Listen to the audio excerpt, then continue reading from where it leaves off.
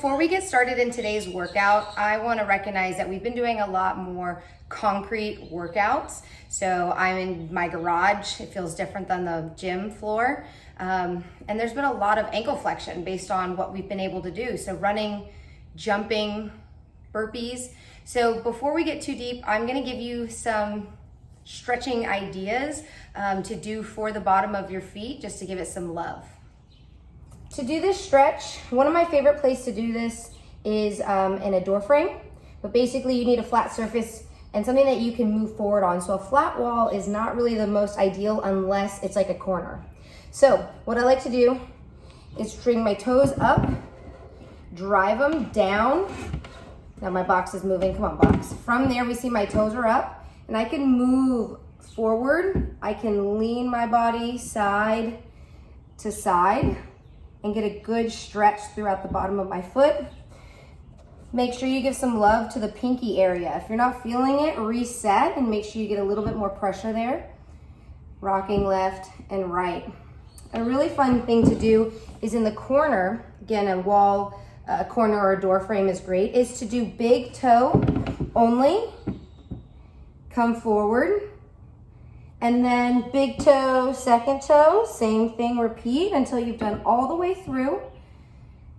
And then if you can get to the other side, do that pinky solo. Give it some love, coming forward, and then go pinky, second to last toe.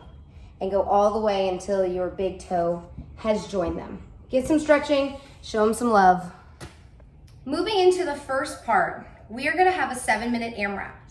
Everything's easy to remember. It's a 7-minute AMRAP, and we have 7 reps of everything for most of us. So you have 2 of the same weights. Yay. So you are gonna give me 7 dumbbell hang clean and jerk. So you have 1 in each hand. You've deadlifted the object off the ground. You are gonna push the hips back and hinge.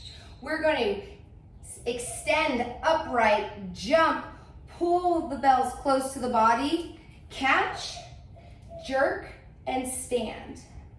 Let's watch that again. Hang, stand, jump, catch, jerk, stand. Now you're like me, you only have 1 of each. Weight, nothing matches, not a big deal. You're gonna be a little different, but just as cool. So you are going to do a hang, clean, and jerk singularly 4 times on the right before you switch, 4 times on the left. So you're gonna do a little bit extra work, but that doesn't matter because you're putting in a lot of work doing it single-sided. With that reminder, as the bell comes up our body, we want to keep it close. Remember, the frontal plane is here, and anything that deviates outside of that is going to be really challenging. So for efficiency purposes, keep it close. It's a jerk. We're going to jump it up. We're going to drop underneath. Arms, finish close to the head, and the movement is completed when you stand to finish. I have put my baking soda to the side for this movement, and I've decided to go with my vinegar. So if you're an odd object person, you're gonna have to find something that works for this hang, clean, and jerk. And if you're like me, I only have 1 of these vinegars, so I'm gonna have to do 4 on the right and 4 on the left.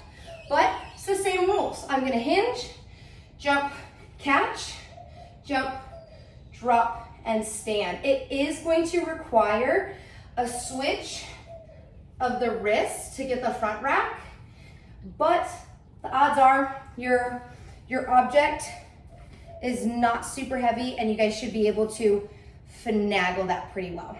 Once everybody has finished their 7 or 4 and 4 dumbbell hang, clean, and jerks, you're gonna take that piece of equipment you were rocking with and you only need 1. So if you have 2 dumbbells, grab only 1. If you only have that object that's odd or that 1 dumbbell, great.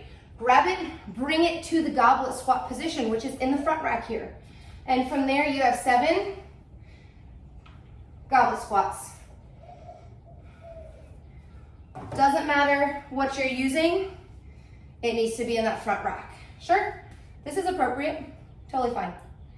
After those squats, the the hard one. 7 lift hand push-ups. So this is an old school movement. It requires you to start in the plank. Lower the chest to the ground. Remove the hands to show space has been exposed. Return them back. Push to finish. Now in my world, I'm looking for you guys to touch the chest, keeping the thighs off the ground, flash them, and press. Well, wait, what if we need to use an elevation? If you're using an elevated surface, a bench, a cooler, a box, a trusted chair, and your hands are up higher, there is going to be 0 lift hand. But the lift hand doesn't matter when we're working on the strength of the movement. Going into our final piece today, we have a 15-minute EMOM. Every minute on the minute, you're gonna complete 12 sit-ups and 6 burpees. That's a lot of work. That's 18 repetitions. I just tried it out, just so I can give it a feel and give some feedback. So, things to know on the sit-up. Laying all the way back, shoulders coming in front of the hips, returning back. Use your arms. We don't have a lot of time. The burpees, getting the chest and the thighs to the ground for 1 moment in time together. Because I've been talking about my feet and they're bugging me, when I get to the bottom of the burpees, I lift my feet up and I wait as long as possible until I have to bring them back in. Once you've completed 12 and 6, you get to rest. Now, if 12 and 6 is your goal, I want you to go for it. But if we find that we're losing time and we're not able to complete it and get rest, we need to knock it down. So my 12 and 6 will be modified down to 10 and 4. Give that a go and see how that feels. I want you guys to really push what's challenging. Enjoy your workout and know that we miss you guys very, very much. Hope to see you soon.